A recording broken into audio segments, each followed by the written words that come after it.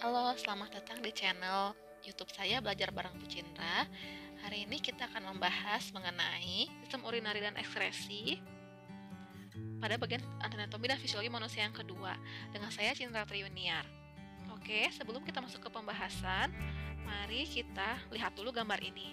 Mungkin setiap orang pernah mengalami ya, bagaimana rasa ingin buang air kecil yang tidak tertahankan. Itu merupakan suatu contoh nyata dari fungsi sistem urinari ini, di mana sistem urinari merupakan sistem untuk pengeluaran zat-zat sisa dari dalam tubuh melalui urin, ya. Oke, kita akan belajar apa saja pada segmen ini. Kita akan belajar pada video 1 adalah nomor 1 dan 2 ya, mengenai komponen dan fungsi dari bagian-bagian dalam sistem urinari, kemudian lokasi struktural ginjal pada video 1 ya. Kemudian pada video 2 akan membahas mengenai bagian-bagian ginjal dan nefron. Pada video 3 akan membahas anatomi saluran kemih ya. Oke, kita akan lanjut ke pembahasan sistem urinari. Sistem urinari terdiri dari ginjal, ureter, kandung kemih, dan uretra. Nah, ureter sampai dengan uretra ini merupakan urinary tract ya, atau sering tersebut dengan saluran kemih ya.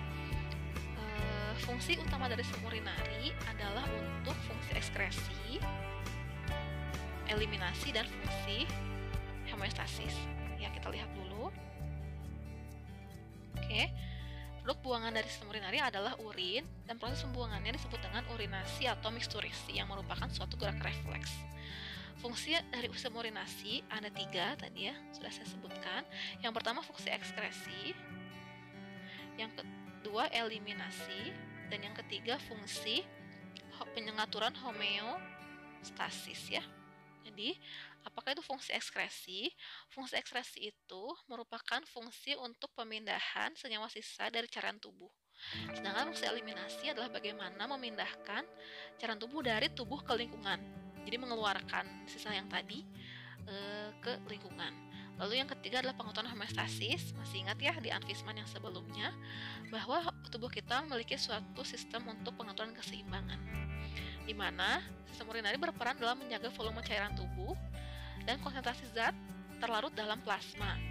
Dan bisa berupa asam, basa, ataupun ion-ion, ataupun juga hormon. Oke, kita akan lihat lebih jelas lagi apa saja fungsi homeostasis dalam tubuh kita dari sistem urinari. Yang pertama adalah pengaturan volume darah serta tekanan darah. Pengaturan volume darah dan tekanan darah ini dibantu oleh sistem RAAS. Kalau masih ingat sistem kardiovaskular, ada namanya renin-angiotensin dan aldosteron system. Ya, RAAS ini berperan dalam mengatur volume serta tekanan darah kita. Salah satunya dengan pelepasan ketiga senyawa tadi. Yang kedua adalah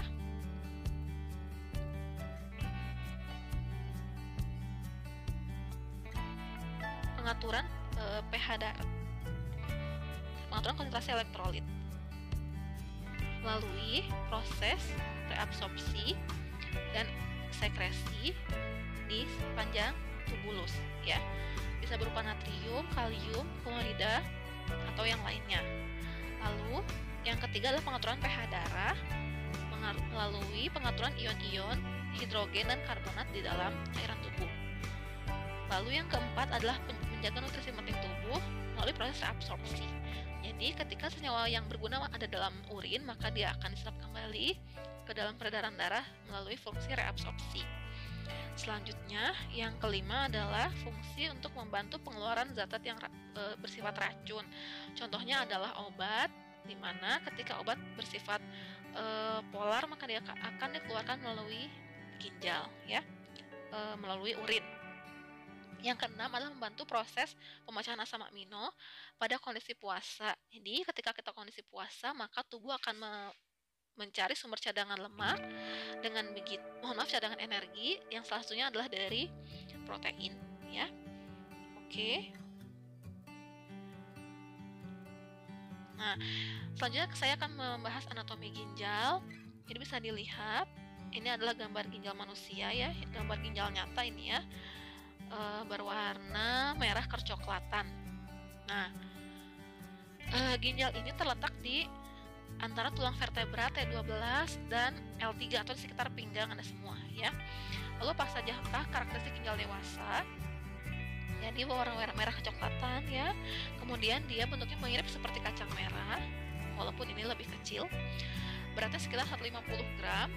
Lalu ukurannya memiliki panjang 10 cm, lebar itu 5,5 dan tebalnya adalah 3 cm ya. Jadi tidak terlalu panjang ya. Dengan kacang merah ini lebih besar sebetulnya ya dibandingkan dengan kacang merah, tapi seperti kacang merah bentuknya. Lalu di atas ginjal ini melekat kelenjar adrenal ya, di sini ada kelenjar adrenal. Lalu kita memiliki sepasang ginjal yang letaknya tidak sejajar, di mana ginjal yang lebih kiri terletak sedikit lebih tinggi dibandingkan ginjal yang kanan. Oke, lalu jika kita potong secara melintang dari ginjal, kita bisa melihat tiga lapisan pelindung ginjal ya. Jadi ini ada lapisan yang di luar ginjal. Oke, adanya 3 lapisan ini untuk melindungi ginjal dari gangguan, dari goncangan, dari adanya infeksi, serta untuk melekatkan ginjal tetap pada posisinya ya agar stabil. Yang pertama adalah renal fascia, ini dari luar ke dalam ya. Yang pertama renal fascia, ini berupa garis, sepanjang memanjangnya sampai ke sana. Lalu ada juga perinephric fat, ini lemak-lemak yang berwarna kuning. Lalu ada juga fibrous capsule ya, atau disebut juga kapsul renal yang fibros ya. Oke, apa sajakah fungsi masing-masing? Jadi yang pertama itu adalah renal fascia. Ini merupakan bagian yang menyangga ginjal pada peritoneum. Kemudian yang kedua adalah kapsul adiposa atau perinephric fat, di mana dia berfungsi sebagai bantalan dan melindungi ginjal dari goncangan. Sedangkan yang ketiga adalah kapsul renal, ini bagian yang paling dekat dengan ginjal. Dia lapisan tipis, kemudian melindungi ginjal dari infeksi dan trauma fisik.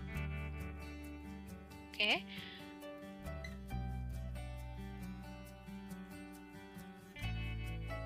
Kita lanjutkan ya.